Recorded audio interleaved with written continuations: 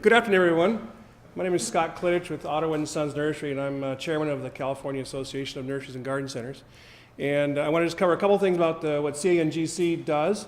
You'll have a flyer out there about what our mission, vision, and core value statement. We took a lot of time to put this together. This was for our 100th anniversary. We've been around for quite a while. Our mission is to promote and protect the interests of the California nursery industry. Our vision is that CANGC will be the unifying voice for the California nursery industry.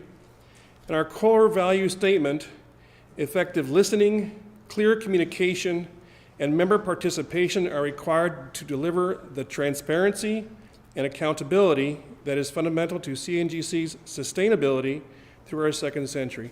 These are things that our board tries to achieve and work towards our programs, and one of the things we're doing is our education, of course, with this meeting.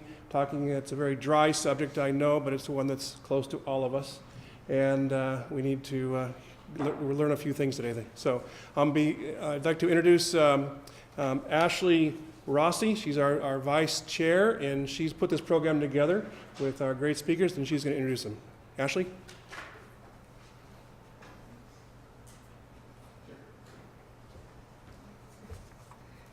Well, welcome. Thank you for being here with us today.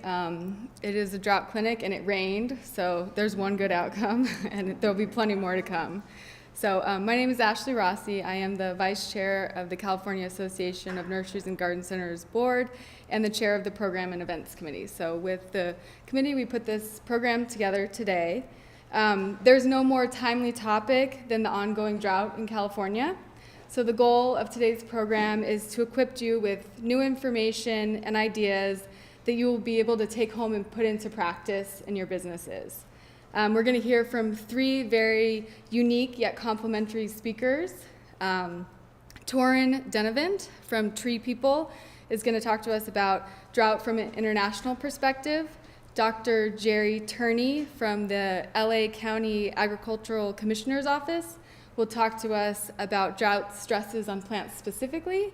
And then Dr. Dave Fagino is here from the California Center for Urban Horticulture at UC Davis, and he is going to introduce us to wookles and teach us how we can use it. We've left time at the end for questions and answers, and we are filming this program to offer it to other members who couldn't be with us today. So our first speaker up is Torin Denevant. Torin is the Director of Engagement and Partnership at Tree People. Tree People is a 45-year-old environmental nonprofit that works through the Los Angeles area to ensure that we have enough tree canopy, healthy soil, and locally sourced water so that we have a climate-resilient Los Angeles. Tree People does this by working at the policy level and on the grassroots community level to create unstoppable momentum for change. In the last several years, Tree People has engaged in an international project with government, research, and community organizations in Australia with the goal of being to share innovations, best practices, and experience in urban rainwater capture, water conservation practices, and drought response. Torin has been with Tree People for 6 years. He oversees the organization's outreach program, frequently gives presentations, and strategizes on how to grow the organization's community programs throughout the Los Angeles area. CANGC is very pleased to have Torin with us today and hear more about what Tree People learned from Australia's drought and what they're doing to continue to grow the tree canopy in Los Angeles. So, please welcome Torin.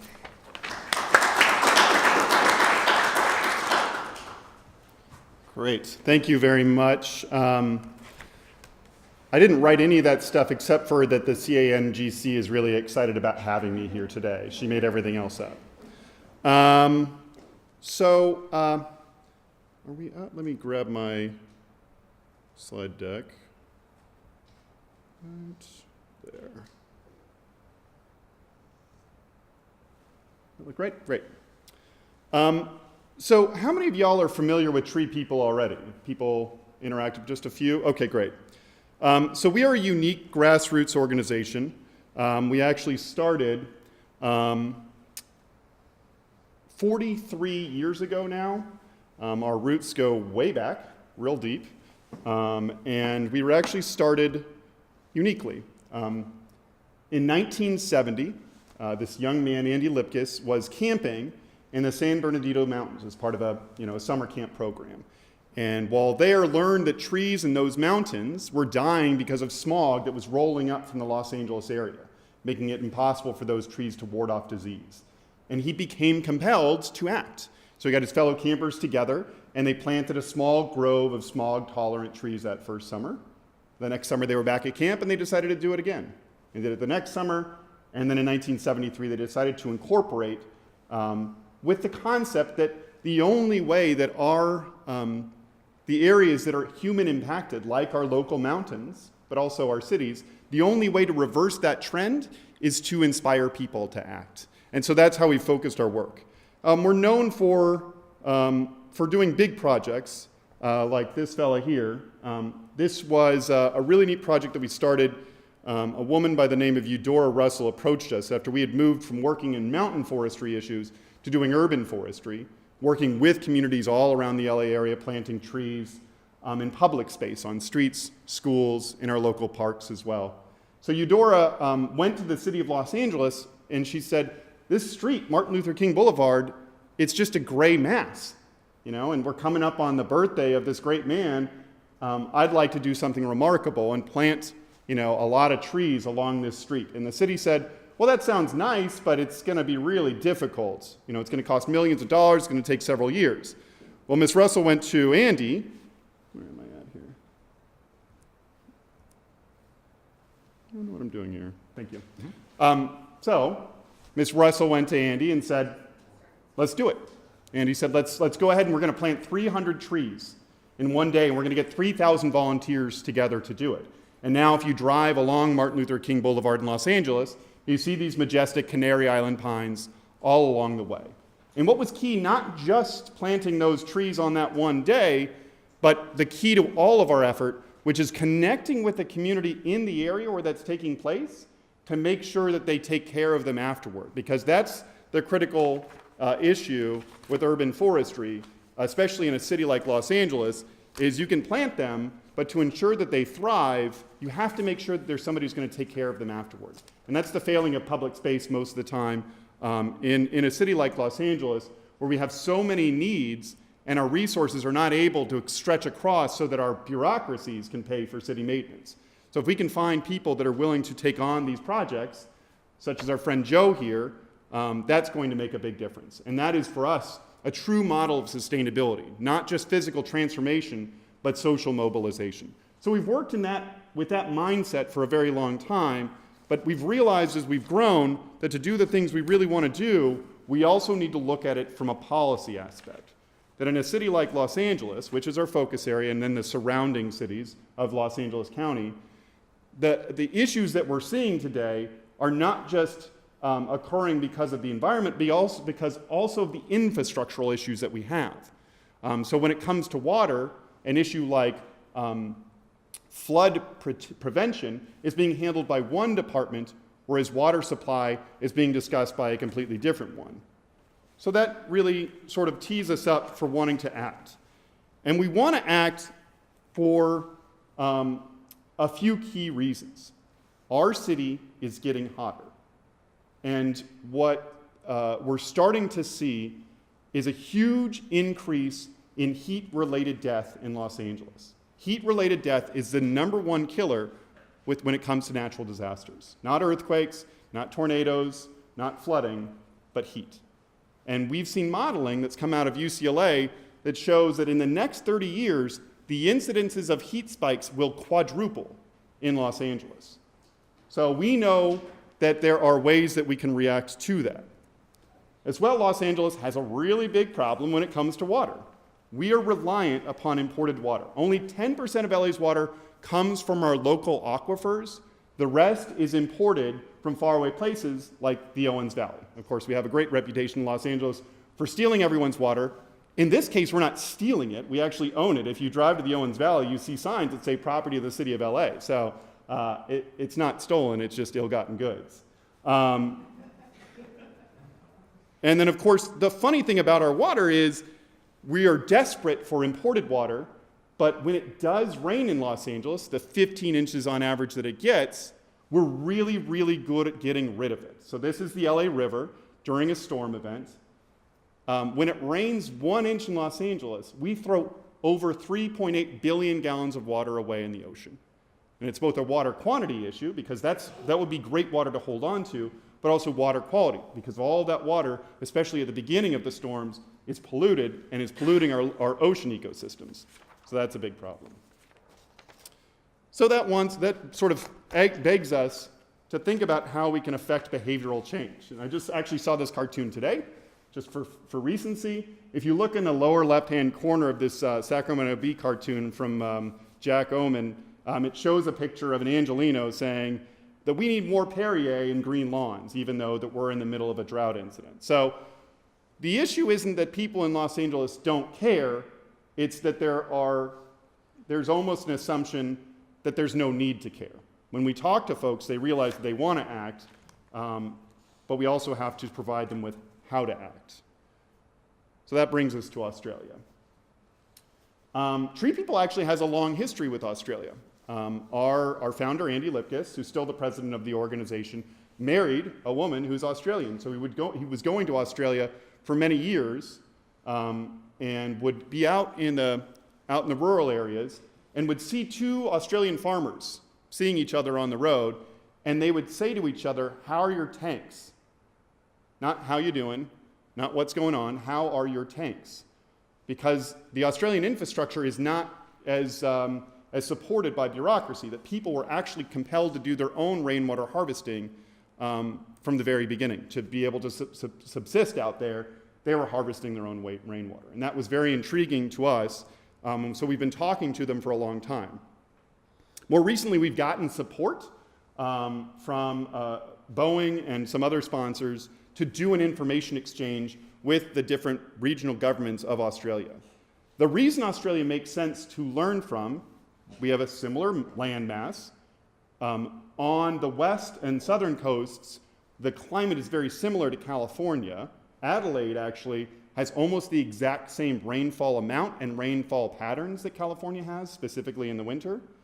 But more interesting is that Australia is seemingly the first victim of climate change, which we know is coming to Los Angeles and California, but also that they are themselves having just come out of a large drought. They called it the Millennium Drought. It started in 1997, and it ended for them in 2010. And so they had to make many, many changes to be able to react to that. They really did two sort of thematic things to react to their drought.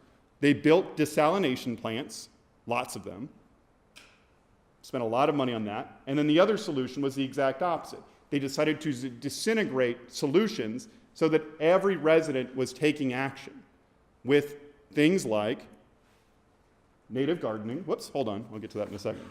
So with solutions that we find pretty nice. We have done actually 3 trips to Australia recently. The first 2 were fact-finding trips for ourselves, and then to set up this last trip that was just completed in October, which was to bring a delegation of folks from every level of government. We had the EPA administrator for the 9th region, which is in California. We had a city council member from Los Angeles. We had the director of infrastructure for the County of Los Angeles Department of Public Works. We had the deputy director from the Department of Public Works. We had the chair of the California State Water Resources Control Board, the operating officer for the Bureau of Sanitation for Los Angeles, the chief sustainability officer from the LA Department of Water and Power, and a commissioner from the San Francisco Public Utilities Commission. So we took all these folks around to do more fact-finding, to learn about the solutions and how they were implemented. And here's what we learned, that they have a few solutions that are critical to their success, being able to thrive and not fall apart during their drought. The first is they really embrace native gardening and basically almost completely eliminated the use of turf lawn in certain jurisdictions. They really believe in rainwater harvesting. you can see tanks pretty much everywhere, from residential to industrial to business. And then, of course, they have a well taken care of urban forest. Now, actually, in a drought, at least in Los Angeles, we've seen that our urban canopy is at great risk because the trees are generally relying upon getting some amount of rainfall during the year, and our cities being paved over makes it difficult for them to do as well. And then in an instance where we have a drastic lack of water, the canopy falls apart. But we know, as an organization, we've known this for a long time, that trees actually help to harvest rainwater themselves. That where there are trees, soil is much more open to allowing for groundwater infiltration. That also, in Australia, they've been paying close attention to this, that trees play a major role in cooling our cities. Of course, that makes sense. You know, you got shade, that sort of thing. But what they've been researching in Australia is not that impact. The trees, through transoevaporation, actually act as air conditioning. So really, when I come back to talk about heat-related death, it's not that it's just really hot and I just fall out and die. It's that my body does not have time to recuperate over the nighttime and into the next day. So what trees actually do through transoevaporation is they are bringing moisture up into the air overnight, which actually has a drastic cooling effect. So when looking at the canopy health of Australia, they're also measuring soil moisture as an important indicator. They take this so seriously that Melbourne has set a goal of having at least 40% canopy coverage in the next few years. Los Angeles is currently at 21%. The recommended average for southwestern cities by the American Forests Association is 25%. So they're taking it really seriously. So seriously, if you can see in this picture, these funny little barriers that are right next to the trees. They are basically repurposed roadside barriers, kind of like K-rails that were plastic, and they've repurposed them to fill them with water and then and that irrigates those trees through drip irrigation over a period of time. That's a concept we actually embraced and are working with the Department of Recreation and Parks in Los Angeles. We came up with a really fun name, Irricades, for them. So if you're interested in those, actually ArmorCast is now marketing them. The manner in which the Australian regional governments started to bring about these changes that were necessary on the disintegrated level, once again, native plants, urban canopy, and then rainwater harvesting, they took several different strategies to implement this. They engaged a massive public education campaign, to the point where they would state what the reservoir levels were during every weather report, just so people knew that basically our survival is based on how much water we still have. Instead of sort of keeping those things hidden from people, they let people know it's really important that we all keep an eye on this. They also took as much opportunity as they could to talk to people about the different ways that water could now work. What they really started to do in Australia, and I'll go more in depth in this later on, is they started to use multiple types of water for multiple purposes. So it wasn't just using potable water for indoor plumbing or outdoor irrigation. They started to think about the use of gray water, black water even, and recycled water and rainwater, of course. So they really stressed that people were knowledgeable about it, not just sort of having opaque rebate programs, which is what I feel like we see here. Only in small measures did they utilize incentives to get people to act. And it was once again sort of a public education campaign. So the city of Melbourne had a government-sponsored rain garden contest. The person who had the best rain garden received $1,000 in supplies. Just $1,000. 10,000 people applied for that contest. So 10,000 people put in rain gardens just hoping to get $1,000. Here, I know with our Cash for Grass program, we're begging people to implement their lawns, but we're not seeing a whole lot of action being done by folks. So I think there's certain calibrations we can think on there. A really key component was working with the various industries that would be installing these concepts. So the local governments worked with the plumbing industry, for instance, because folks who were going to be replumbing homes with gray water systems and rainwater systems needed to be on the ground level, helping to build those concepts together. So through training and collaboration, it made it much easier to move forward. They called the concept fit to scale. That's what they meant when they were talking about the different uses of water for different purposes. Instead of treating water to, potable levels every single time for what's going into the home, they lowered the bar for things like flushing a toilet. Prohibitions were actually, it wasn't just you get rid of your lawn right now or you're out of the country for them, but they would slowly raise the prohibition so it became mandated for people to act. This especially took place in new communities where you had new residential communities coming up. You would just not allow for turf lawn, for instance. But then also, if you were going to do a large remodel, you also required newer, more climate appropriate water use techniques, inside and outside. And then it's very interesting, this is Bunnings, which is the large home improvement store system. It's a huge chain in Australia. They really set the trend, quite honestly, for enabling people to install smart watering systems, drought appropriate plants, that sort of thing. So you can even see that they put the gray water system right there. They have a whole aisle for it. And throughout the store, you see all the different technologies that are relatively difficult to find. Around, at least in Los Angeles, I know that I can't go into most of my local stores and see things like that. It's something I have to order online to get a rain barrel or something like that. So the outcomes were amazing, quite honestly. Over 1/3 of homes in Australia now have rainwater harvesting systems. In Adelaide, the city that's got the weather patterns most similar to Los Angeles, 45% of homes have rainwater systems on them. And Brisbane went from 5% to 25% over the period of the drought, which was a huge shift for them. And then also water use itself had precipitously dropped. Brisbane in 2005 was averaging 80 gallons of water per person per day use. That went down to 32 gallons. Melbourne in the 90s was 122 gallons per person per day, now down to 61 gallons.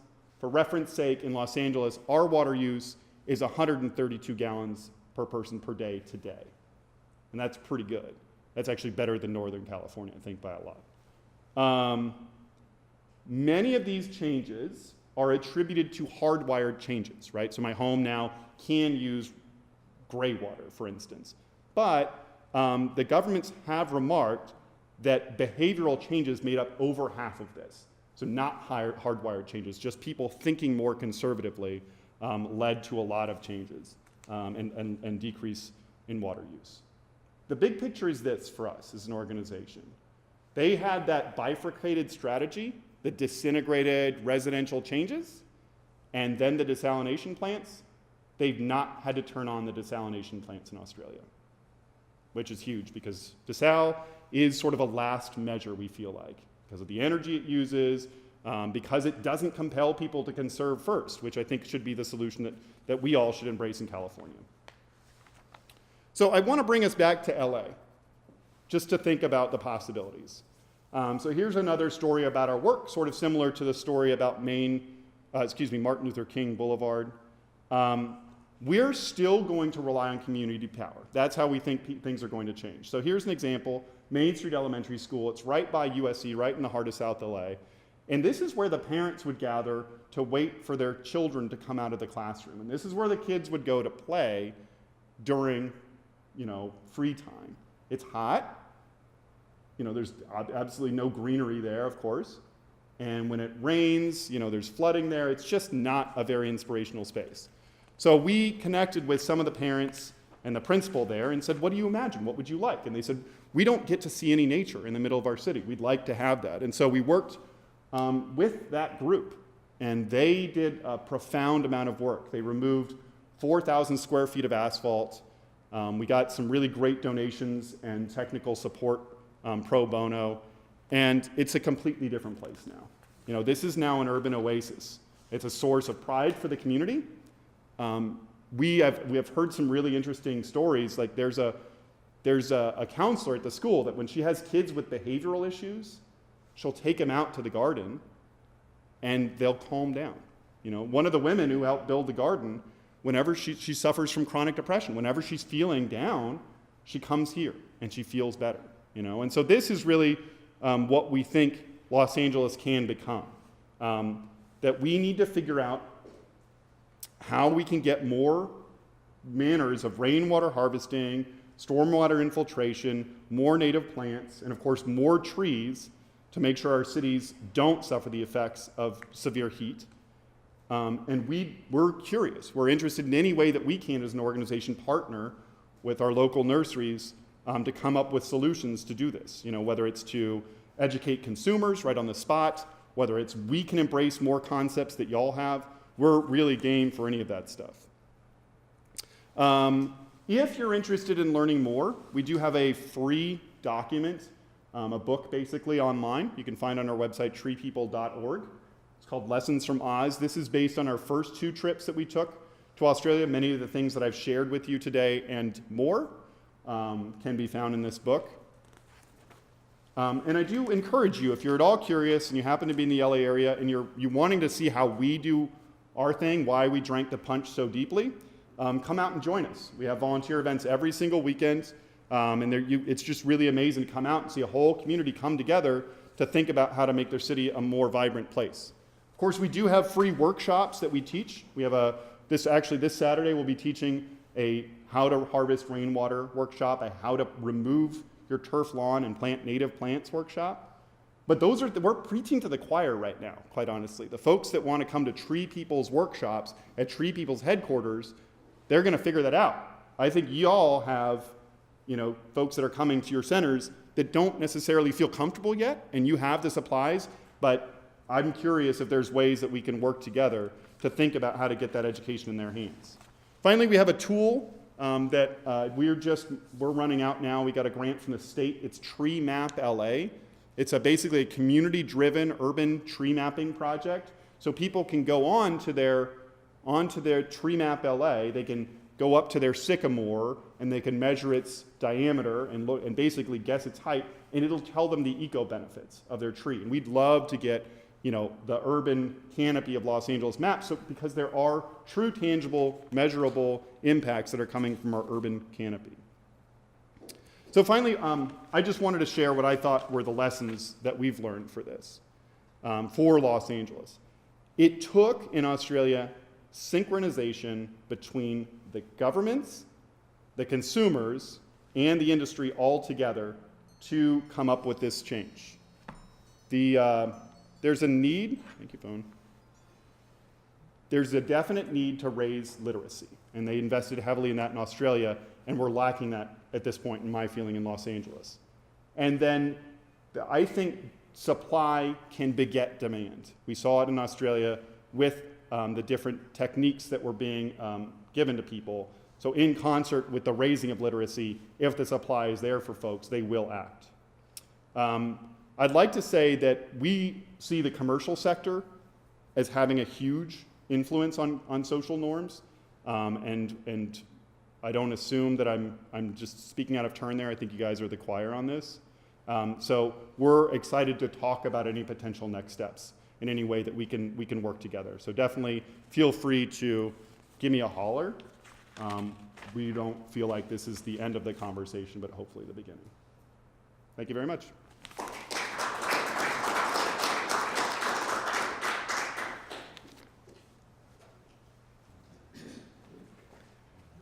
Our next speaker is Dr. Jerry Turney.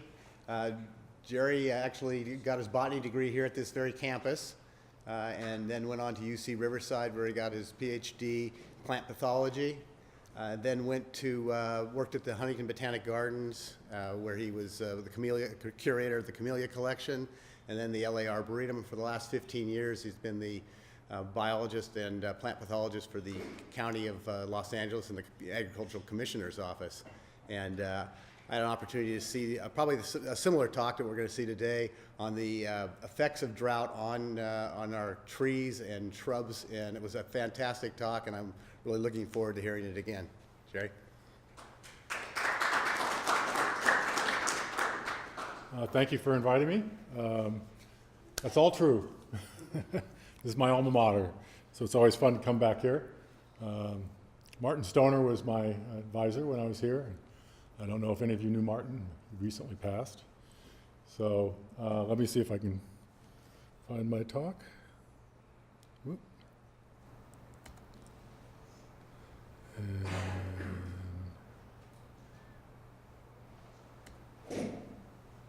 let's see.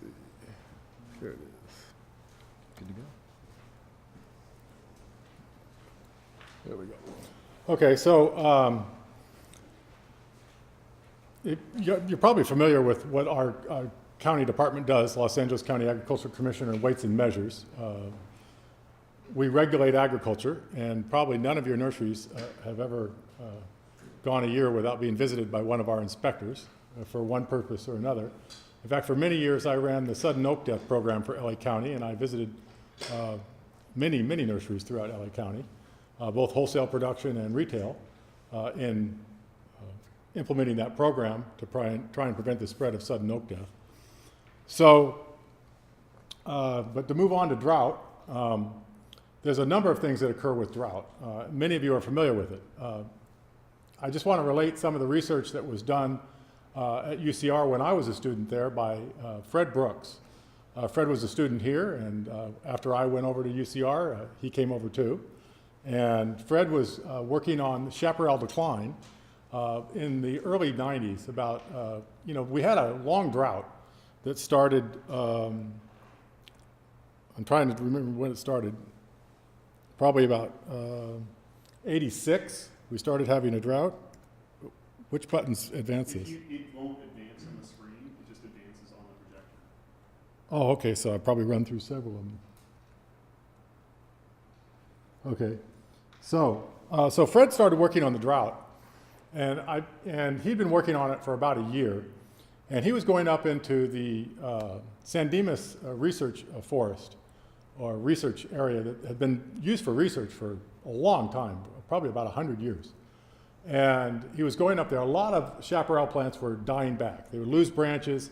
Whole branches would die, large branches, 6 and 8 inch branches. Ceanothus, Arctostaphylos, a lot of the typical chaparral species. And he was isolating Bottiasphaeria out of all these branches. They had cankers, large cankers. And then we got what was called the March miracle. It was either in 91 or 92, and it rained all of March. And all those cankers just stopped growing. He also noted that in some fall rains in November. He would take pressure bomb readings from the chaparral plants, and they were bone dry. And when they get dry like that, they lose the ability to contain fungal cankers in the wood of the tree. So I'm going to have to scoot forward a little bit here if I can, because normally I read off my slide. So, I think we can fix this, actually. Just give me a second here. oh, there it is.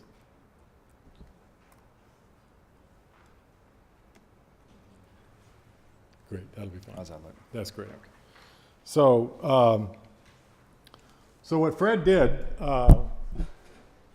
he isolated Bottiasphaeria from a large number of plants. But in 1990, he went through and did field inoculations.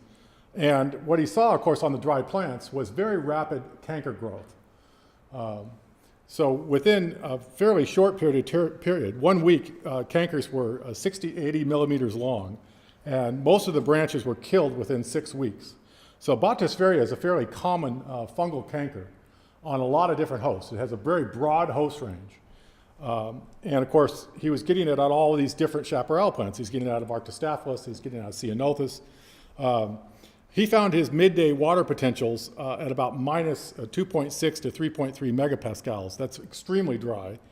And so after the midday water plant potentials for winter and spring were lower than that, 1.2 to 1.6, all the visible canker growth stopped as soon as the plants got watered. And I don't know if you've heard of this term, compartmentalization of decay in trees. It was developed by Alex Shigo, who's a very well-known arborist and plant pathologist.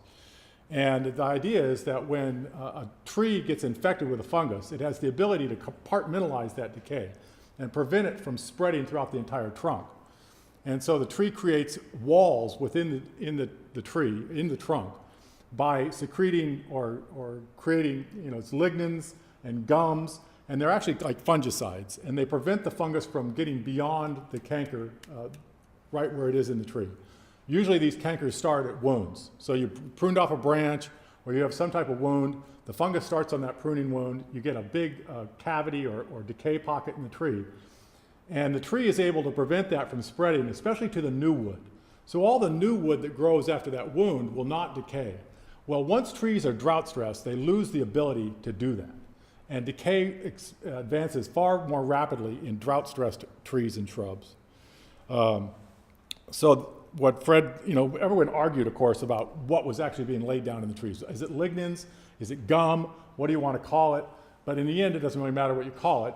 The tree, its metabolism is prevented from producing those compounds when they're drought stressed.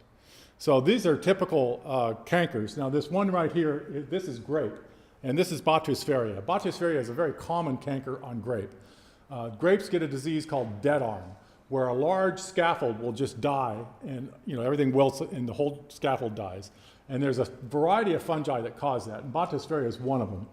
And when you cut into a branch that has a canker, it's going to have this wedge shape right here. This is very typical of a canker, whether it's Botrytis or Phomopsis or one of the other common causes of cankers in woody shrubs and trees. The other things here are, of course, this is probably Xylella, and powdery mildew and bunch rot. So this is all about grapes. And then this is the actual fruiting of the fungus right on the wood. And you can see that a little better here. Botrytis erupts through the epidermis of the wood, and it makes this stroma, which is all fungal tissue, and then there's little perithecia in here, and that's like a little flask. And then the spores are made inside there, and then when it rains, the spores are splashed all over the place. So a very common cause of cankers in a variety of hosts. And of course, to describe them, of course, the cankers are rough and sunken, dark brown to black, usually around wounds or natural openings. The wood in the pith of the branch is blackened or turns dark brown. So if you cut into the wood, you'll find this dark brown wood underneath. Dead bark will fall off and slough. Leaves on the branches will wilt and die. And the cankers usually enlarge lengthwise along the branch faster than they'll go around the branch. But once they get to a certain amount around the branch, the whole branch will die. So here's a kind of a short list of trees that are known to be affected by Botrytis, horse chestnut, redbud, dogwood, beech. You can go through quite a few. And then a lot of native genera that Fred Brooks isolated Botrytis from: Artemisia, Arbutus, Arctostaphylos, oaks. Umbularia, of course, is the California native bay. And here's a list of some of the other fungi that cause cankers. Phomopsis is extremely common. Eutypa is also very common. And those are the two others that you'll get in grape, in addition to Botrytis. And then Ceridium cardinale is a cypress canker, and I see it mostly on Monterey cypress and Leland cypress. Occasionally you'll see these cankers on Italian cypress. But on Italian cypress, Fred Brooks, who was a professor here and recently retired, has told me that he's gotten Phomopsis out of those too. So which one is it? In the end, it really doesn't matter. You've got this big canker, you got dead branches scattered throughout the whole canopy of the tree, and the tree looks horrible. And Ceridium canker usually kills trees within about 10 years. Cytospora, you usually find that on stone fruits and spruce. Not very many people grow spruce in Southern California. Now, after Fred published his papers and finished his degree, he took off and went to Crete to be a plant pathologist in third world, in a way. And some other papers came out kind of challenging his conclusions. And so Davis et al. Observed branch death in Ceanothus. This is in the Santa Monica Mountains in 1995. And the midday xylem pressures were phenomenally low. I mean, minus 11.2 megapascals. When I read that kind of data, the plant can't be alive at that dryness. It's just, that's death. So I wonder how they got such low readings. They were also using pressure bombs. The green healthy branches had lower, or were a little more hydrated, minus 8.4, but it's still phenomenally dry. Adjacent branchlets where discolored leaves had water potentials of minus 14. Now, when you get that dry, you know how water moves in a plant. It moves from the roots up through the xylem and out to the leaves. It's a continuous stream of water. If you get a bubble in there, that xylem vessel will stop working. And so when it gets dry enough, the water is being drawn out of the leaf. It's a passive system. The plants don't spend any energy moving water. So the dryness of the air pulls the water out of the leaves, and that pulls it all the way up from the roots. If you pull it hard enough, it gets dry enough, it'll snap, and you'll get a little bubble in there. And that's called cavitation, or hydraulic failure. You can actually take a stethoscope and put it on a tree and hear the xylem vessels popping on extremely hot, dry days. So slowly, the xylem vessels are stopped. They're just not working anymore. Once that air bubble forms, that's it. It'll never conduct water again. It just stops. So now, just to tell you about a new disease, if you haven't heard about it, it's another Bottisphaeria canker. It's on Ficus microcarpa, and I'm seeing this everywhere throughout Southern California. Particularly, well, I guess I'm in the San Gabriel Valley more than I'm other places, so I see it there a lot. At first, several species of Bottisphaeria were isolated from these cankers in Ficus microcarpa. Bottisphaeria dothidia is the one that's most commonly found in many hosts, but there's Neophusicoccum and couple species of that.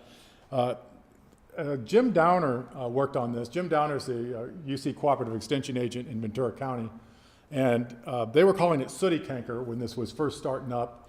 And sooty canker is very well known from Arizona, usually on frost-damaged trees.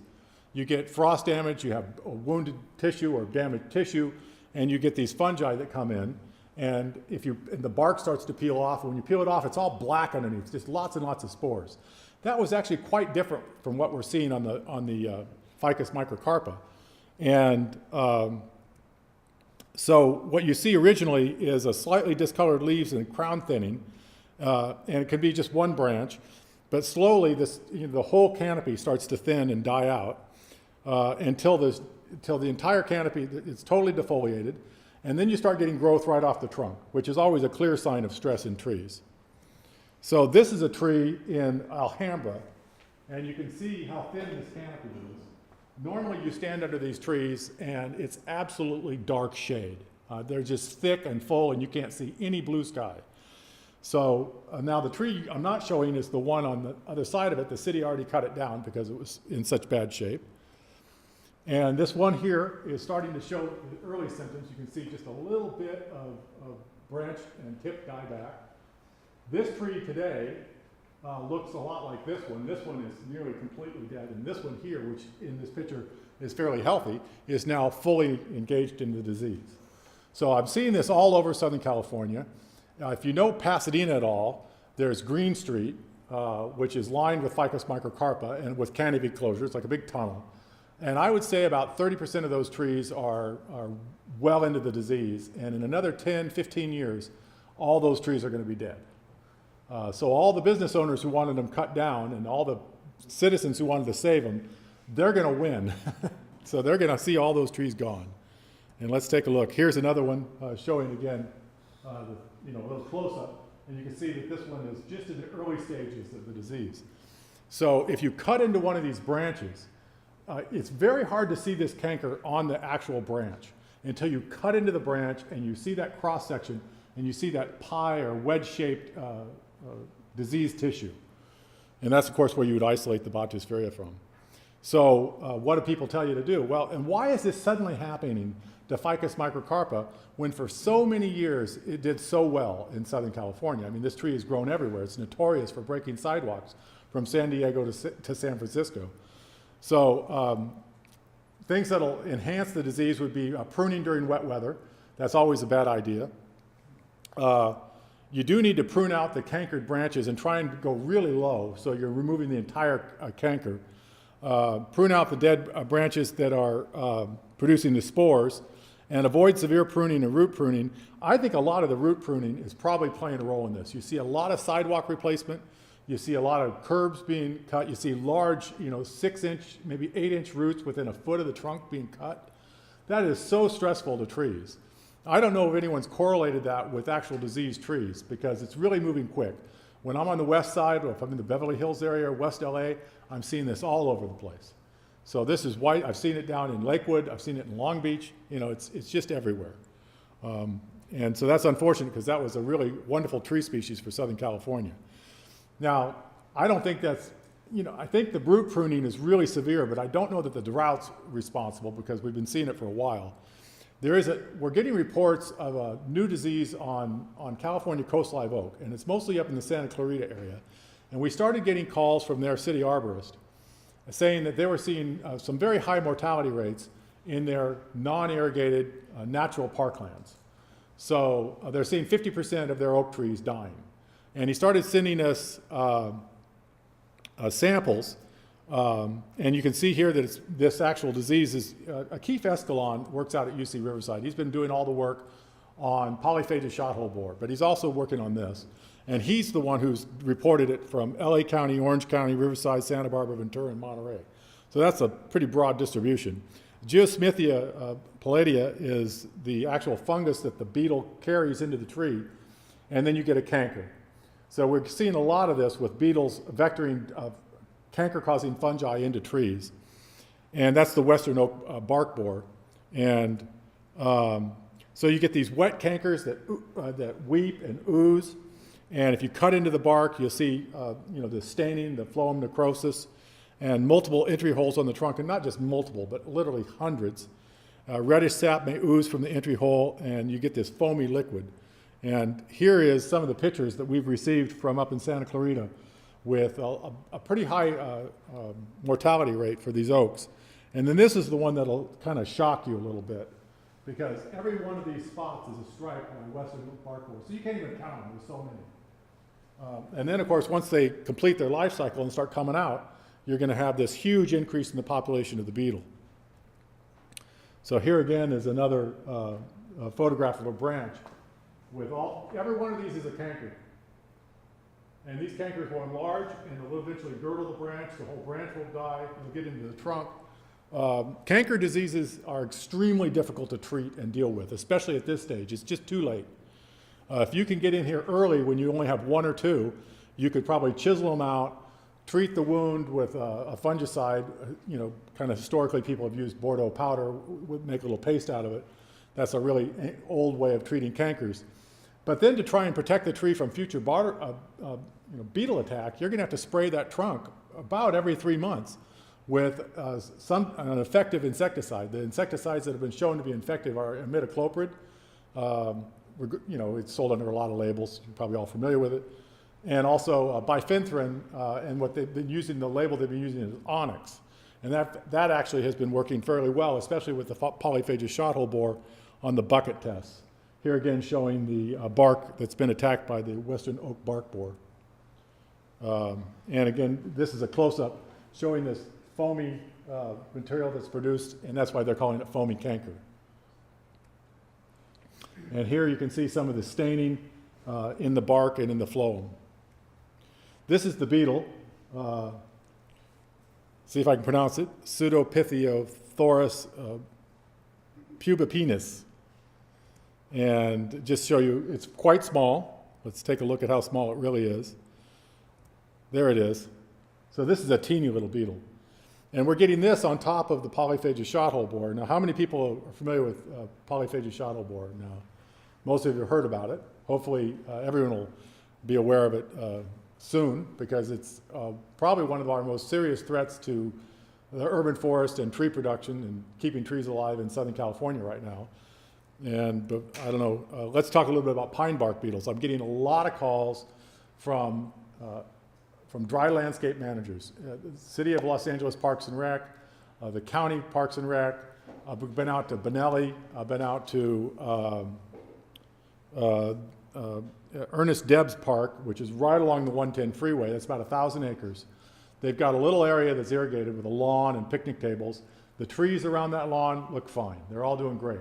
You look up in the rest of the park is not irrigated at all. They've got Aleppo pines, they've got Canary Island pines, and they're losing a lot of them to bark beetle. And it's our native bark beetles, you know, and there's a whole bunch of them. So there's Dendroctonus and Ips. The mountain pine beetle is Dendroctonus ponderosa, and of course that's named after the ponderosa pine.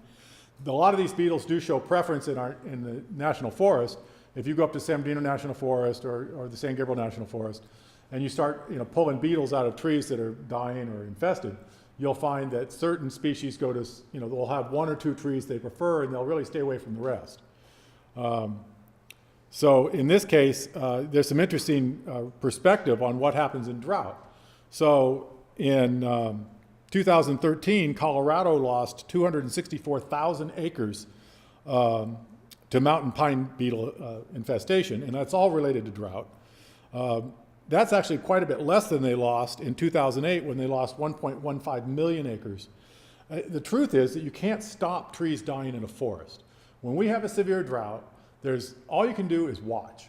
Now, sometimes in certain areas you'll go in and you can cut down a bunch of trees. You thin the forest.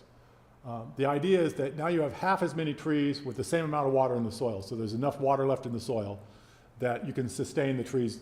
You can't go out and thin the whole forest. If you go up to Lake Arrowhead and right there in the city, all the trees look wonderful, but they're all being irrigated. And on the drive up, you'll go through areas with 90% tree mortality. And these are going to be permanent changes that will take literally thousands of years for a new forest to grow. What we're going to see is a lot of forest land becoming chaparral, because the chaparral doesn't need as much water to sustain itself as a pine forest does. So if we don't get sufficient water, we're going to see real changes in what's growing up in the mountains. So there's a current outbreak in the Rocky Mountains, which actually dates back all the way to 1996, and they've lost millions of ponderosa and lodgepole pine trees. The other things I'm seeing a lot of, I think, that I'm trying to explain, is a lot of trees are really suffering. They're not being irrigated properly. Homeowners rarely know how to water. Probably the most common call I get is people calling up and telling me they got a problem. And my first question is, how are you watering? How often do you water, and how long do you water? And invariably, they're watering for a 10-minute run time 2 or 3 times a week. That's not how you water trees. If you want to water trees, you have to water them deep. You got to get the water down to 2 or 3 feet. You've got to put down 3 to 4 inches of water. And a 10-minute run time, you might get about a 1/4 inch to a 1/3 of an inch. Most of that's just going to evaporate. They're watering their trees like they water lawns. So what happens when we have a drought? Well, during the winter, if we get a lot of rain, you come into March and with plenty of water in the soil. And in the spring flush, the trees have plenty of water, because we got 15 inches in Los Angeles, or you get 22 in Pasadena, and there's enough water in the soil to sustain that spring flush. But if we go into March and we've only had 5 inches, there's not enough water for the trees. They're severely drought stressed. And then the way people are watering might have been okay during heavy, when normal rains, but it's not okay during drought years. So one of the things I do more often than anything else is sit there for about 15 to 20 minutes telling people how to water their gardens, and encourage them to get rid of their lawns. Because a lawn will use up to 4 feet of water per year, whereas a tree may use half of that to a 1/3 of that. If you're looking at a lot of our very drought-tolerant trees, you only have to water them during drought. Like oaks, California coast live oak. How should you water it? Well, in a rainy year, you don't water it at all. In a year like this, you're going to water it in January, February, March, and April, and every time you water it, you're going to water it once a month, and you're going to give it 3 to 4 inches of water. Now, if you haven't done this yourself, there's an easy way to measure that. You just put out a sprinkler, some coffee cups, and you run it, several cups. You run it until you have 3 to 4 inches in the cups. And now you'll soak the soil to a depth of 2 to 3 feet. 80% of your roots are in the top 2 to 3 feet. That's where you want the water to be. If you water for 10 minutes, you're going to get about 1 inch of soil wet, maybe 2. In 2 or 3 days, that soil's just dry. The tree sees none of that water. So, people think they're watering and they're really not watering. So then we have water restrictions from the city of Los Angeles that tell you you can water 3 times a week, but only for 10 minutes. They're telling you to water your trees like a lawn. And so when I go out and tell people, no, you just once a month, soak this tree and make sure you get a deep soak. A lot of people use basins, they use soaker hoses. That's fine. After you've watered that way, you need to take a rod and shove it in the ground. It will go as deep as the water will. When you hit dry soil, it'll stop. And so most of you probably are familiar with these concepts. So we're getting all these calls from a lot of dieback. Unfortunately, a lot of the things I'm getting calls on are diseases that there's no control. We are seeing a lot of trees dying from scorch, from Xylella fastidiosa. Most of you are familiar with the oleanders that started dying in 1990 from scorch. Now, liquid ambers, olives, purple leaf, well, all the plums, especially purple leaf plum, crepe myrtle. I'm seeing them die in large numbers throughout Southern California, especially liquid ambers. The olives, quite a few. I've been working with some olive growers. It's surprising how many people grow olives commercially in LA County. But I've been working with a few, and when I was speaking there in Malibu, they were all telling me they had no olives last year, none. And it turns out they have a chill requirement. And if we don't get cold enough, and it's not much, they need to get down between 40 and 60 for about 200 hours in order to bloom. So when we're running daytime temperatures at 85, 90 degrees all of February, then the olive trees don't get chilled enough to bloom. It's not like the stone fruits that got to get really cold, below 45 degrees for 500 hours, or in that range. So we're seeing a lot of effects that aren't directly drought, but are maybe temperature related. But I really think the other thing is salt damage. Without a real flushing of the salts from the root zone during the winter rains, we're seeing more salt damage on trees.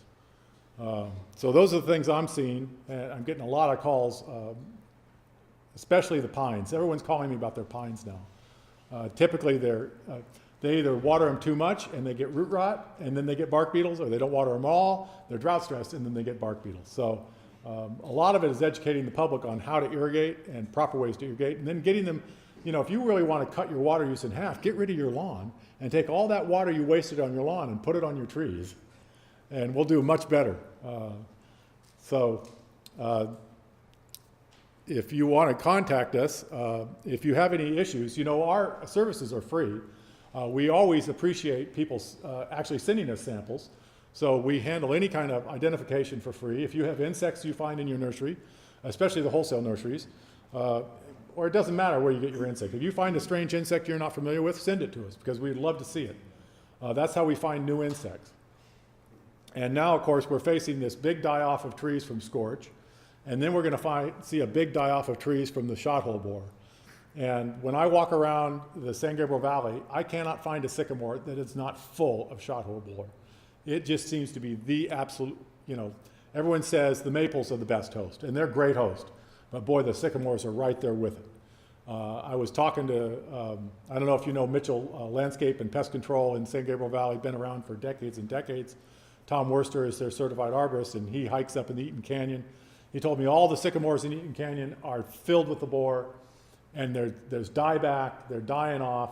But the California coast live oaks, which is also considered a host, you'll barely find 1 or 2 strikes on them. So even though there's some trees on that host list, which is pretty extensive now, it's up to 35 trees, some of those aren't very good hosts. And that's kind of the little ray of sunshine you might take from some of the observations you see out there in the environment.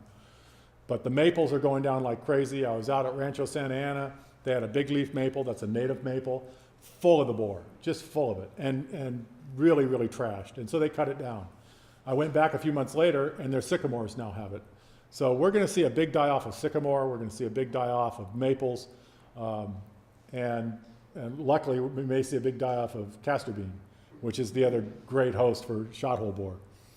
If you're not familiar with shot-hole borer, we found it, or I should say Keith found it on avocado in Southgate about 2-3 years ago. He contacted us about 6 months later. We went and got more samples off the same avocados, confirmed it. At that time, we were calling it T-shot hole borer. But now they believe the genetics are sufficiently different that it should be a different species. The beetles are absolutely identical. I mean, what you'd look at a tea shot-hole borer, which is named because it attacks tea plants in India and Sri Lanka, and you look at what we have here in Southern California, they are absolutely identical morphologically. It's just differences in the genes. And of course, we're seeing this tremendous host range for it. And it carries 3 different fungi with it that cause cankers in the branches, in the trunks. There's a fusarium, and there's a couple others. And the larvae, of course, eat the fungi. They don't eat the actual wood of the tree. And then here's the scary thing about polyphagia shot-hole borer. It has a 2-month life cycle. An adult can go into a tree, lay eggs, create galleries. 2 months later, adults are coming out of there. You can have multiple generations. Usually wood borers don't do that kind of thing. Usually they're in a tree for a year, maybe in a couple years. But having these multiple generations is really scary. It has a tendency to come out, and almost all the progeny, all the adults come out will be female, except one will be male. The male will mate with all the females before they leave the tree. They all come out of the tree ready to lay eggs. They walk down the tree, they burrow back into the same tree. Maybe half of them will take off, or some small portion will take off and sample every tree they bump into. And if they find a tree that the fungus can grow in, they'll colonize that tree. So we're seeing a tremendous, I think it's kind of scary. We never had this type of die-off in the urban forest and these kind of threats. And on top of it, we've got the drought. So now the polyphagia shot-hole borer seems to like well-watered trees. So the drought's not exacerbating that problem. But anyway, that's, if you want to send me, give me a call, that is the correct number. So, and we'll take questions later together? Yes. Okay, thank you.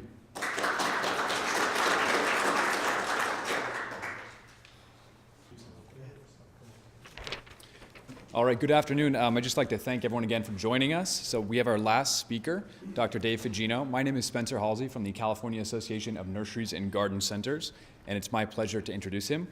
So Dave has served for more than 8 years as the director of the California Center for Urban Horticulture at UC Davis. He's the co-director of the UC Nursery and Floriculture Alliance, UCNFA, at Davis as well. And he's also chair of the Saratoga Horticultural Research Endowment. He earned his BS in plant science at UC Riverside and his MS and PhD from UC Davis in environmental horticulture and plant physiology. Dave's experience includes over 17 years in senior level management with a large wholesale horticultural company. There's a lot on here I could read, but I see Dave is ready to go, so I'm going to keep it brief. As far as CANGC goes, Dave has served as past chair, vice chair, and grower member director of the California Association of Nurseries and Garden Centers. Currently serves on a number of panels, foundations, boards, all relating to the nursery industry, and we are very fortunate to have him here today. So, without further ado, Dave Fugino. Well, good afternoon, and the good news is it's raining. So first of all, I want to say thank you very much for the opportunity to be here and to speak. So Ashley, thank you very much for teeing up and organizing this event. Appreciate it, and the opportunity and the invitation to come down and address everyone. I probably was the one that had the biggest surprise look on my face when I got off the airplane last night and the tarmac was wet. So it was a very different sight. So anyway, the Drought Awareness Clinic, I kind of add a little tagline on there. Where there is drought, there is opportunity, and that's what I really wanted to share with you today. So, not to make light of the drought, but as I'm seeing and as I'm viewing and as I'm attending meetings, I'm also starting to see that there is opportunity in this for the nursery industry. So I thought I'd start off a little bit about, because this usually always happens to me, so how do you guarantee that it will rain? So I thought about this, and this is one is that you you schedule a trip to Hawaii, for sure it will rain, okay? The other is you have or you host or you organize an outdoor picnic with your friends and family, and it rains, okay? Wash your car. Worse than washing your car is wash and wax your car. That's something that happens to me. It'll always rain. And the last thing is be a presenter at a drought clinic. So I have to say, I was telling Randy Baldwin earlier before I started this, is now I'm up to 50%. I've given this enough now, is that at 50% of the time, it will rain. So this is actually good news. So maybe people will actually ask me to speak more about this topic. let's go on to what we're here for. So how many people have seen this in Southern California?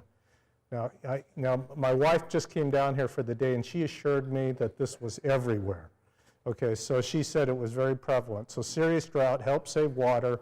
So this is from Caltrans. So Caltrans state agency is helping us out with spreading the word. The other thing that I wanted to point out really is that this is a U.S. drought monitor map from the government agency, and I wasn't going to go into detail, but this is just to exemplify where we are.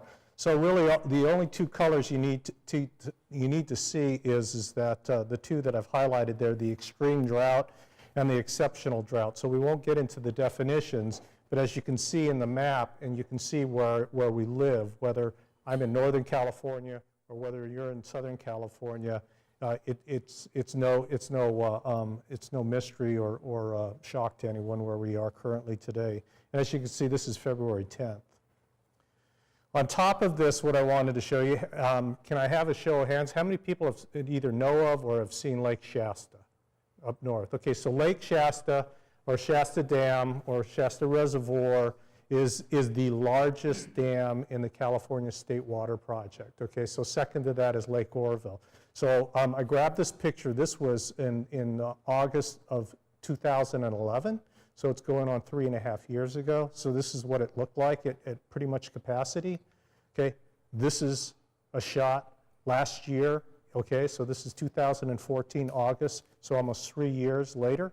So at this point in time, it was at 24% of total capacity, and the historical average for that time was at 41%. So you can see, as of August of last year, it was pretty dry. And so there, and I don't want to scare people, but these are some photos that we normally don't see. But I also think it's very important that we actually see these things, because this is one of those things that says a picture is worth 1,000 words. The good news, I would say, is I overlaid this with the recent data I pulled off the state site the other night. And so as you can see now, that 24% has jumped to 56%. But remember now, we're at where historical average is at 79%. So where that red line is drawn there. So you can see we're not out of the woods. And even though people will say, well, we got more rain days, or we're still in the rainy season, the other photo that I wanted to pick is that, and it is pretty real, is that have anyone seen these California snowpack photos before?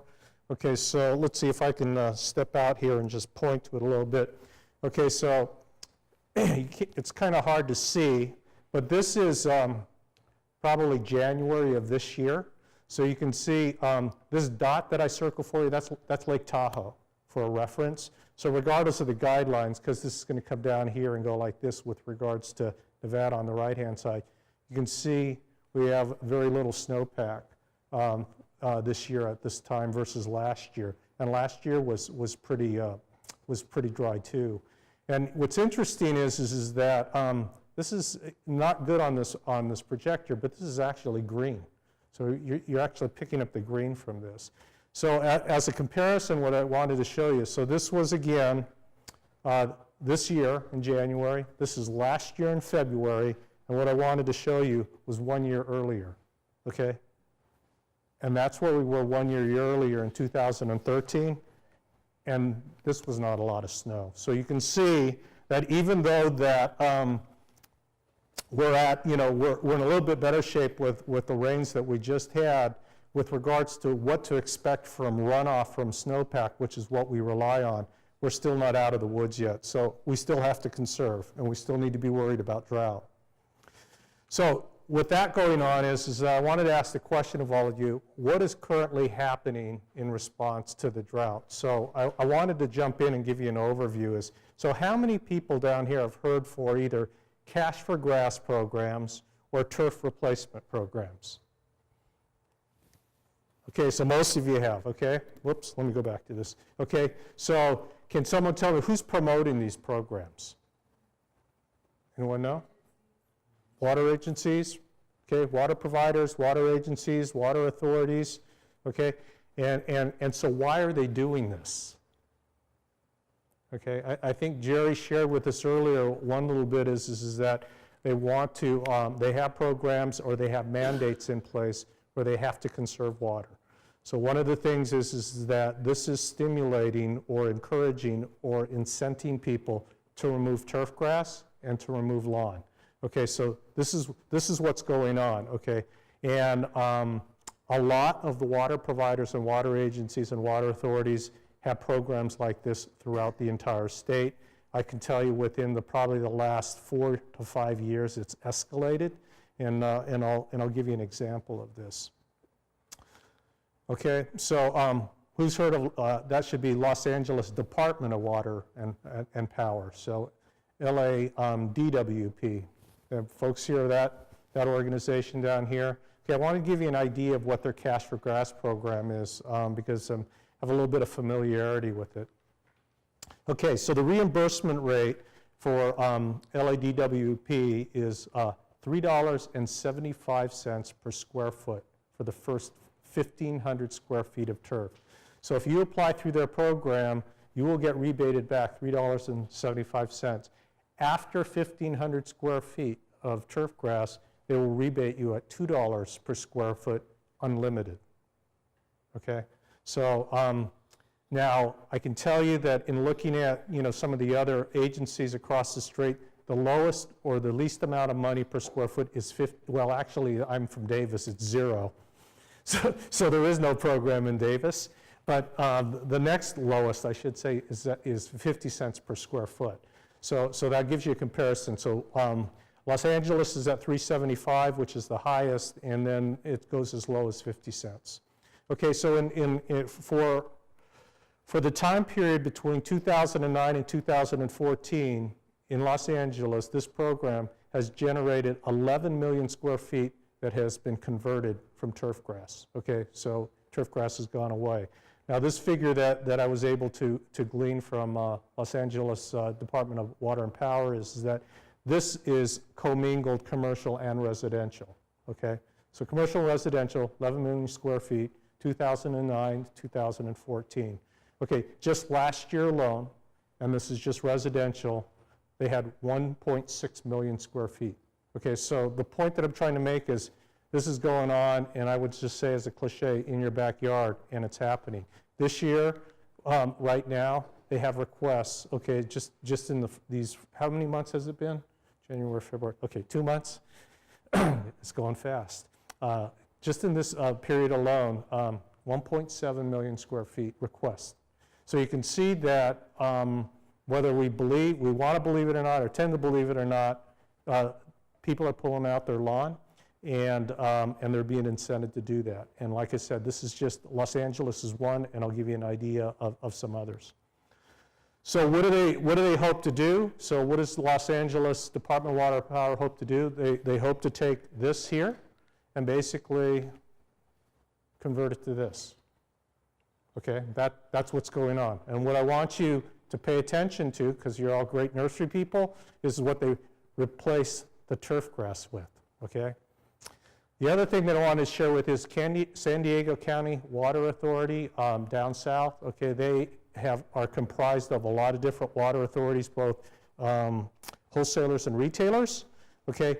They also have a Cash for Grass or turf replacement program, and their rebate, as you can see, I put up there, is $1.50 per square foot, so it's less than half then of Los Angeles.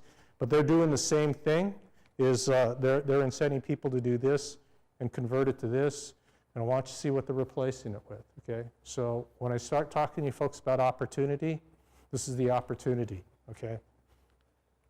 So, no surprise, what is replacing the turf grass in these landscapes? Water conserving plants, okay? And you probably already know that. I'm probably preaching to the choir, but let me share with you as far as what I hear and what I've been involved with and requests that I get for programs and initiatives. Everyone's talking about this, okay? So it's what I like for you to do is just open to your eyes and consider what the opportunity is. The other thing is that if you look at what of these water agencies and these groups are trying to do is that they have a landscape water conservation strategy. And I kind of just plopped it up here is that one, they want to improve irrigation efficiency. Okay, so they want to do that. Okay, they want to match the water supply to the plant needs. Okay, so that's important. But in doing so and serving up to these strategy and tactics, we need to have some sort of knowledge of what the plant water needs is or what they are.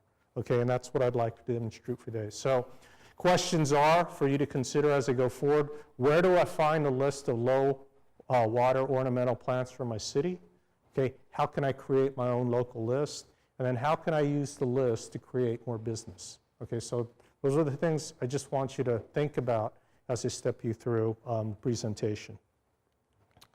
Okay, so I think Ashley had mentioned this was what I came down for, is to talk about, it's called Water Use Classification of Ornamental Landscape Species. And some people, depending on where you come from, call it wuckles, and some people call it wookals, okay? So I usually ask people, is it wuckles or wookals? But what I've found when I've done that both north and south is that everyone tells me it's wookals. So wookals 3 was basically drafted and written 20 plus years ago by two authors, Larry Costello and Catherine Jones, and both were employees of the University of California Cooperative Extension. So they actually created a booklet, and within this booklet there are two things. One main chapter is a lot of equations that helps calculate irrigation needs for plants, and then the other is the actual plant list. Okay, so what I wanted to share with you today is I'm really not going to talk about the whole booklet today. I'm really going to just hone in, and I'm going to talk about what I call, I'm going from wookals 3 to now wookals 4. So that took a lot of ingenuity to come up with the 3 to 4, okay, on my part. And then really what I'm going to hone in on is the wookals 4 plant list. So that's what I'm going to talk to you about today. Okay, so wookals 4. How many people know what wookals is? Who's heard of it? Or wuckles? Okay, anyone? Okay, so great acronym, and you know why they had an acronym, because nobody could pronounce it that long. But I want to go over the key points, okay? The wookals booklet or the plant list is a guide to water plant needs, and it's not a method, okay? So a guide and not a method for estimating water, landscape water needs. That's important. The evaluations were done by leading horticulturists, horticultural professionals representing 6 regions of the state. And believe it or not, we actually have a distinguished horticultural professional who served on one of these committees. So Randy, you can go ahead, don't be bashful, raise your hand. So Randy was part of this process, which I'll explain. Plant water use designation was based on collective field experience. So if you agree with me and believe that Randy Baldwin is a knowledgeable, experienced, and wise horticultural professional, he fed into this using his wisdom, okay? No, and all kidding aside, that's what we called on, is collective wisdom. Okay, plant water use assignments, Randy knows this better than anyone here how it was done. I'll share with you in a few minutes, but it was done by consensus or agreement. So I don't think there was voting involved. Most of the time, I think there was consensus that was actually tried to be reached and agreed to. So if the committee did not know or have any experience on plant water needs for that plant in that specific region, then they passed on it, okay? So they didn't try to say, let's guess or let's make something up. They just passed on it, okay, for that region. The other thing is that the old, or the wookals 3, was a plant list of just south of 2,000 taxa, okay? And when we went through this review and update, we went from 2,000 to, I think it's just a little bit over 3,500 now. So the important point, again, is that the wookals, and I'll go through this again, but I want you to understand, is less than 2% of the wookals species or taxa have been evaluated through science-based research. So instead of putting out plants and doing statistics and actually measuring, okay, this is not what's done. There is very little, if any, of that research involved. The other thing is that that is driven in, it's another acronym, and I know, and I'll ask again, how many people have heard of MWELO? Okay, okay, there's 2 people. So you want to tell me what MWELO is? Okay, you don't want to. Okay, Greg, I know you should have this memorized. Model Water Efficient Landscape Ordinance. Okay, so this ordinance is law. It's promulgated. It went into play in January 2010. Okay, it was drafted and put into play by legislature. It's live now, and I'm not going to go through it. But the real reason I wanted to say that is that within the statute or law of MWELO, in order for a builder to pull a permit to build these days, they have to submit what's called a water budget. Okay, a formal water budget. And when they actually submit that formal water budget, they have to use and name and call out those plants, and they have to assign a plant water use value to it. Okay, within the statute, whether it's right or wrong, in the statute of MWELO, it says you shall use WUCOLs. Okay, even though it's not science-based, it's anecdotal or it's experienced or knowledge-based, it's important to know that the statute or the law says you will use WUCOLs. And a lot of people still don't know that, and we're into it now for four plus years, or almost 5 years now. Okay, let's just see. Evaluation service important. Okay, so this is all important that you know. So academics, professional, municipalities, and water agencies, you know, with regards to the selection of species, everyone's lumping them together. That you know, in terms of hydrozoning landscapes, that's more and more important. And again, like I said, it's not perfect. So WUCOLs is not perfect. It's not necessarily science-based. But to me, it serves as the bridge. Until we get a science-based research tool that will tell us where plants, how much plants need or will use in terms of water, then the next best thing is the horticultural wisdom. And that's what we have in the play. Okay, so a little play on mathematics. I know it's late in the afternoon. But remember I said only 2% of the WUCOLs plants are science-based. So I did this calculation for you folks to let you know is that, so there's 3,546. I took out, let's say, the less than 2% or the 170 plant that we have research on, and I subtracted it out. So, so those of you who know Dr. Lauren Oakey up in Northern California, I partner with him and a former graduate student of his, Carrie Reed, and we do water use trials. We actually do science-based research. Randy's familiar with this on ornamental plants. It takes us 2 years to do each plant. Okay, first year we establish it. Second year we actually impose the water trial or the water deficit treatment. So just to give you an idea, so if we were going to do the rest of the WUCOLs plant taxa, I would need 112 acres for 2 years and a lot of money and a lot of resources. So you can see that that's pretty problematic. The other is that we have the capacity in the field to do 30 every 2 years. So if Lauren and I and Carrie are around for that long, it would take us 225 years to finish off the WUCOLs on science-based work. So again, I just wanted to share with you. So the science-based thing, as even though we have it and we have some, it's very time-consuming and costly to be able to do that. So what was the role of the Center for Urban Horticulture in all of this? I'll quickly go through it. I worked with Department of Water Resources. I had some contract money, and I asked if they would move some of that money over to support a review and update. I went to folks like you in the nursery, in the whole horticultural industry, and asked for the support and confirm that this is something you would want to see happen. I went and hired Catherine Jones and Larry Costello back. In the process of me trying to tee this up, guess what? They retired. So I could have gotten their services for free, but they retired on me, so we had to pay them as consultants. So I had to pass the hat and collect money specifically to hire Larry and Catherine back. And then the other thing is so I began the pass the hat process in 2012. probably finished up just at the end of 2013, 2014 with the final money collected to pay Catherine and Larry. And then basically we started the process then, and we had 6 regional meetings. Randy's very familiar with this. We started in 2012, basically went for a year, and there were multiple meetings, as Randy knows.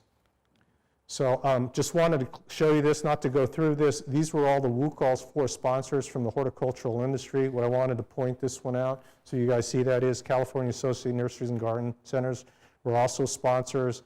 Every association that I went to in the industry that I did the ask gave money. Okay, not one of them said no. The only one that said no was an agency, and I won't mention their name, but their initials was the Bureau of Reclamation. Okay.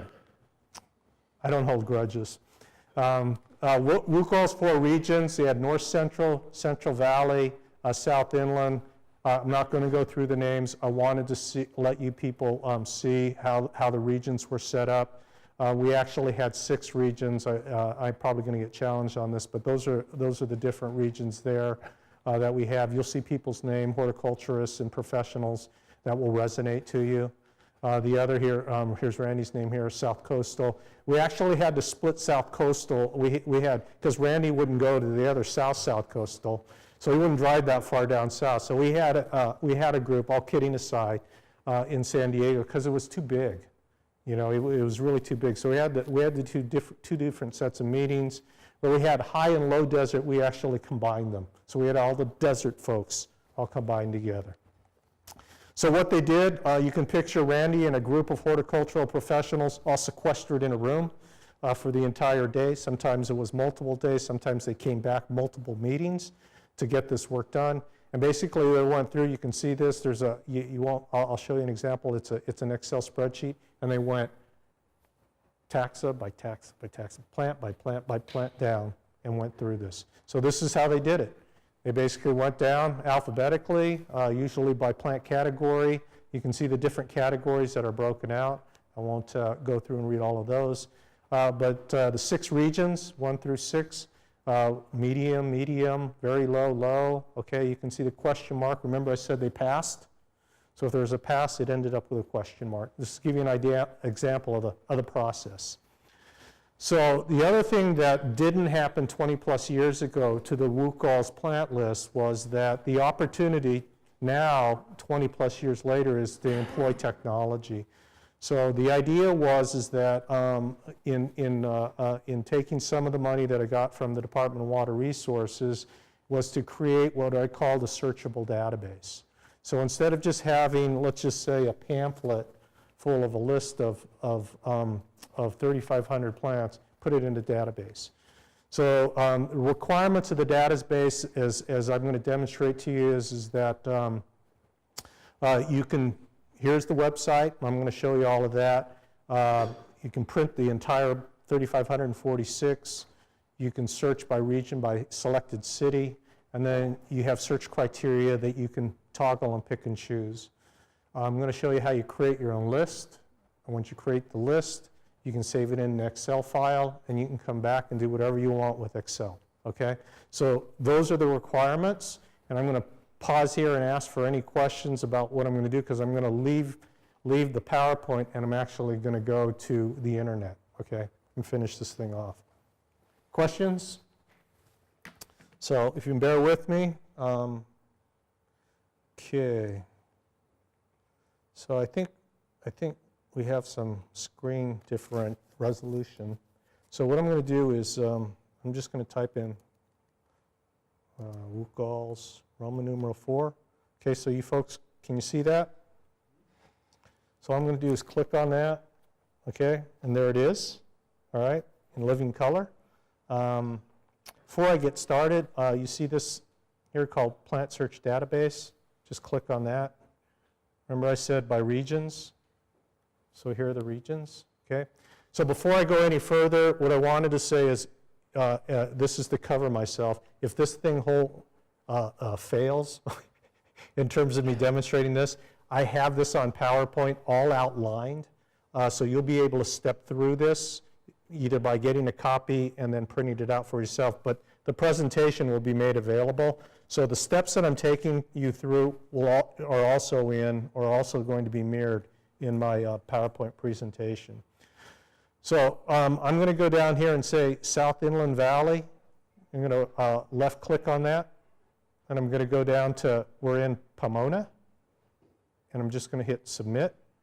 Okay, so what you're going to see is that, remember I said you can either search by botanical and common name and plant types, and then water use. So here's what you have. So what I'm going to do is, for the city of Pomona, I'm going to do ground covers, perennials, shrubs, trees, vines, California natives, and people ever heard of the UC Davis Arboretum All-Stars? Okay, all right. Okay, I snuck that toggle in there about a week ago. Okay. The other thing is, so for all those different plant categories, I'm going to say I want a low water use plant list. So all the plants for Pomona or for that region that Randy and his cohorts went through and designated low is what I'm going to search for. So I click on search. So as you can see, even though it's abbreviated and somewhat small, there's City of Pomona, and there's 721 results or plants. I'm hoping like heck that all of them say low on this column right here. Okay, genus and species, common name. On the far right hand, you'll see this thing, select for my list. Okay, so here's the thing that you would have to do. So you'd have to go through and scroll down and say, oh, I want Acacia bormanii, this. So I'm just gonna start. And just so you know, you might see, does this show up on the screen? I'm going to go over here. This one here is blue. Is that highlighted in blue? The reason why it's highlighted in blue is, again, I snuck something in last week. I got this idea based off of, I got feedback, which you may ask me a question for. People saw the list and they said, where are the pictures? And I said, where are the pictures? That's really good. For 3,546, I'd love to do it, and I'd be more than happy to do it. It's nothing that money can't solve. So if I was given a nice sponsorship or a grant, I'd be more than happy to do that. But in the short term, what I did was I actually snuck in pictures of the Arboretum All-Stars. So this is to give people an idea. Now, the other thing is, I've just most recently was approached a few days ago, is not only they want pictures, they want plant descriptions. So I'm actually working on that on the side, so we have an idea of how we might be able to do that. So I'm just going to go down and click a few of these just for representation. So you would just scroll down, and like I said, these should all say low, okay? And that probably should be enough. Let's just say that I think I got a lot of trees in here. Here's a few shrubs, okay. Because this is version 1.0, and because I work for a university, and because we don't have a lot of money, and I say it's version 1.0, I did not have enough money to have a fancy, what they call as a floating button on the right-hand side here that says, and so you have to either go all the way to the top, this says add plants to my selected list, or you have to go all the way to the bottom, add select to my list. It's not floating. That costs too much money, I found out from a programming standpoint. So unfortunately, didn't have the money to do that. So I'm going to go all the way up to the top and say, add selected to my list. Okay, so basically, here are my results. Okay, so I have 17 results for the city of Pomona. I can either continue to add and go back and search again, or see this up here, it says export to Excel. I just left click on that. All of you have seen this before, and I hope that it comes up. So there's basically, in the left-hand side is your type or your plant category. That first one that says SA, it's either a shrub or considered a shrub. Actually, it's a tree or an Arboretum All-Star. So basically, this is an Excel file, and I'm assuming that all of you basically know how to go, to save an Excel file, so I'll leave it at that. But once you save it, you can go ahead and clip it and do whatever you want to it. You'll have your own list. Okay? I know I went kind of fast on that. Let me go back to PowerPoint. So let me just thumb through, finish up here. So remember, this is what I did, okay? So I just went to Wuckles, Googled it, and like I said, you can access this in a copy of my PowerPoint. It'll basically have the red circles to let you know what I had done. Okay, there's the list that I created there. Export to Excel, and then you'll see that list. So you'll be able to do this with a copy of the spreadsheet if you feel that I went too fast there. So in summing it up, again, there's the link or the URL. Like I said, all you can do is just Google Wuckles Roman numeral 4. This is what we did again. You had access. You can print the entire list. You can print a regional list. We did it for the city of Pomona. Okay, you remember we can search by plant type, by water use, and by botanical name. And we did it for low water. So you could have actually mixed and go low, very low, medium, or high, and then you can save and create that to your own Excel file. Okay, so before I go to this last part, any questions on the WCALs? Okay, so let me share with the opportunity I see. So the opportunity I see is that here's another website, and I know this is very bright and very big, but this is also from another water district area down here in Southern California. Some of you may be familiar with the Metropolitan Water District of Southern California. Folks have heard of that agency, that district before. Okay, this is not theirs. I put this as an opportunity, and this is the reason why I put it as an opportunity. Okay, when you look at this site, and this is what people are drilling in, and people are becoming a lot smarter, and when I say people, I mean the public. Remember I talked about this rebates incentives program? They have the cash for grass. Okay, this is a clickable link. You guys can do this on your own. Okay, when you click on that, it comes up with their Southern California Water Smart program, residential, and for commercial. So if you're a CLCA or construction maintenance and you have commercial jobs, you can drill into this. If you have residential, let's just say like me, and I live down here, or I guess you live down here, Torrin. Okay, Torrin can come on this side. Brings up this page. Point is that, as another example, MWD, Metropolitan Water District, they have their own turf removal program. So it wasn't just San Diego and it wasn't just Los Angeles. They too have theirs, right? $2 per square foot. That's not what I wanted to hone in on. The other thing is saying, here's another opportunity. You have all those nice plants, low water use plants. You should be segregating and featuring those plants way up front with MCAPs. You should have seminars. You should have programs and workshops. Some of those I see are happening at retail garden centers up in Northern California. I think that's a great opportunity. They're educational for the public. But the thing is that in addition to those plants as opportunities I see, this thing that says qualifying products there, if you click on that, look at this. Weather-based irrigation controllers, rotating sprinkler nozzles. Torrin mentioned rain barrels. Okay, where does he find a rain barrel? Okay, soil moisture sensor systems. The page got cut off, but there's more underneath that. So what I'm trying to point out is that using the example of rotating sprinkler nozzles, if I were in business, I want to be stocking all those or some of those that the public gets rebates on. And I would be educating my staff to know that, if you're in this area, in your own backyard, these are the ones that the agencies identified they will give money back to the public on, okay? So you're just facilitating, and helping from a sales and marketing side of it. So the other side, so going back, going back again is, remember what I was saying before is rain barrels, same thing. If you clicked on rain barrels or weather-based controllers, they will list out the actual product models that they rebate on.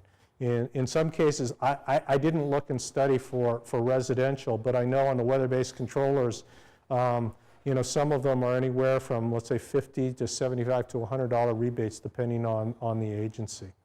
And likewise, so you can find that. And I'll just go backwards again.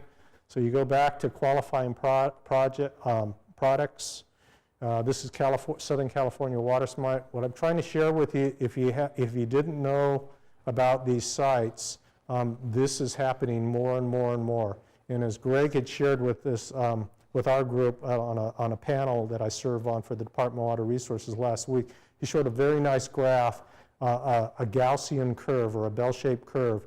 But so the people that are really jumping on these are what? They're the early adopters. The early adopters, it's probably that 15 to 25% of them right now are really jumping on this.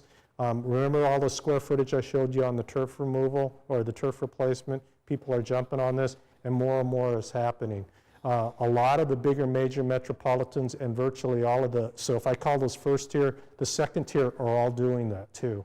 So I would highly encourage you in your own backyard, look who your water agencies are, your water providers, look at the information and just think about how you can orchestrate and capitalize on something that really connects and promotes what you're doing at your business. Okay?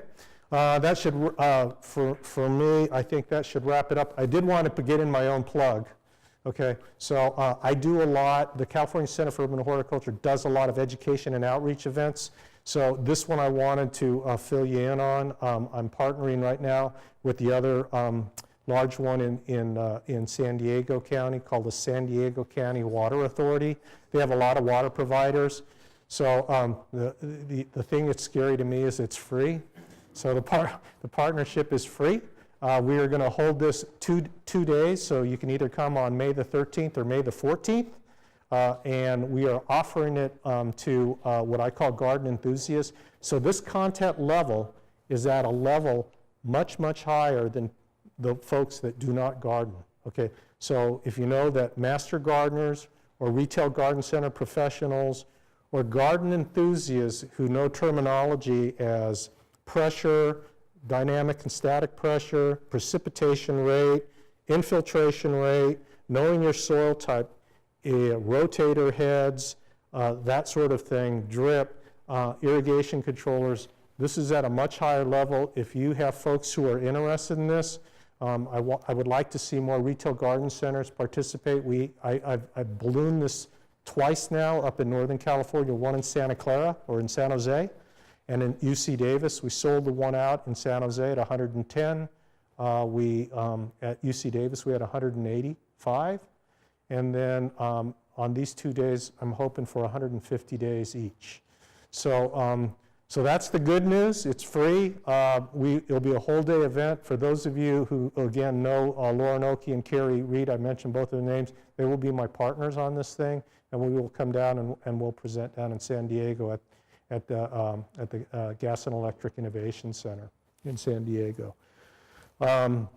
So I wanted to do my own little plug there, and hopefully we'll see you there. The good news and the bad news is you're the first one to see this flyer. That's the good news. The bad news is I haven't brought registration live yet, okay? So you're going to have to be patient.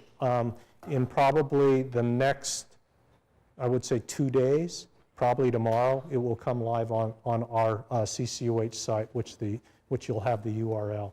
But if you're interested in going or know others are interested in going, please sign up. The only thing that I ask is if you sign up, please show up because they are providing food for free, both continental breakfast and lunch, so it's a great deal.